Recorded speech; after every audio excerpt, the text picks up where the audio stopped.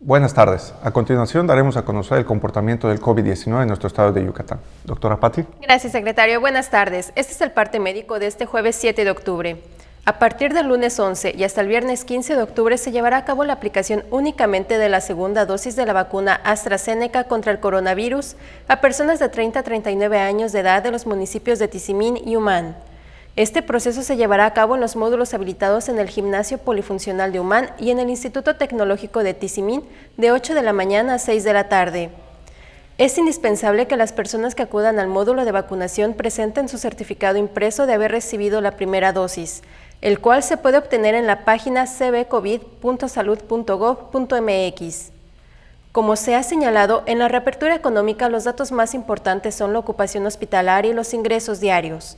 El día de hoy tenemos 197 pacientes en hospitales públicos, registro que no se presentaba desde el 2 de junio pasado, lo que deja avanzar con nuevas medidas que permitirán seguir protegiendo la salud de los yucatecos, pero al mismo tiempo continuar con la reactivación económica. 63.944 pacientes ya se recuperaron, no presentan síntomas ni pueden contagiar. Esta cifra representa el 87% del total de contagios registrados, que son 72.371.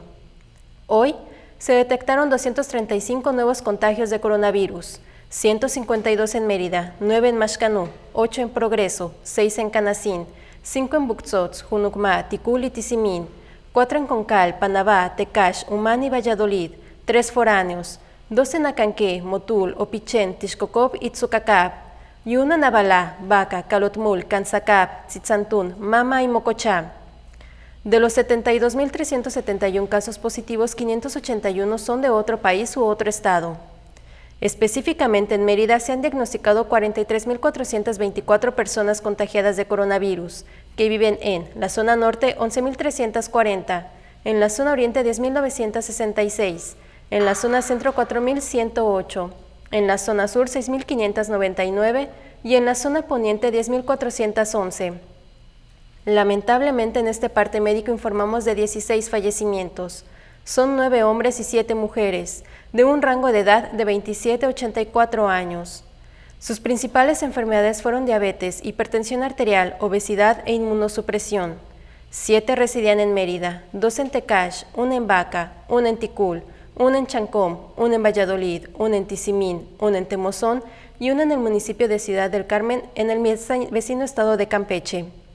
En total, son 6.076 las personas fallecidas a causa del coronavirus.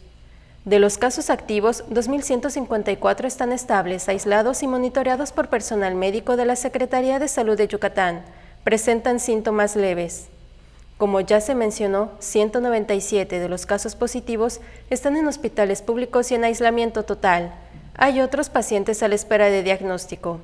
El rango de edad de los casos es de 1 mes a 107 años. Ese es el informe del día de hoy, secretario. Estos son los indicadores del semáforo estatal de Yucatán este jueves 7 de octubre.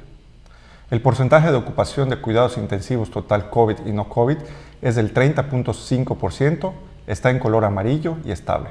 El porcentaje de ocupación de camas de hospitalización total COVID y no COVID es del 57.9%, está en color naranja y en descenso.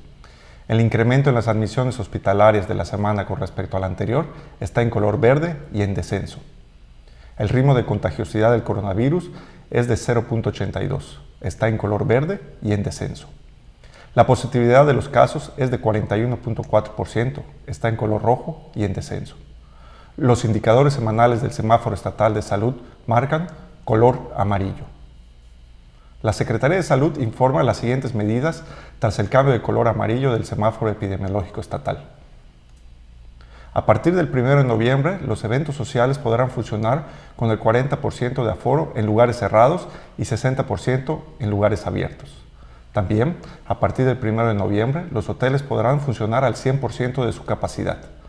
La dependencia estatal recuerda que el protocolo vigente para la realización de congresos y convenciones es del 50% de aforo en sedes cerradas y 75% en lugares abiertos. Asimismo, las ligas y torneos amateurs están permitidos en el estado. Muchas gracias.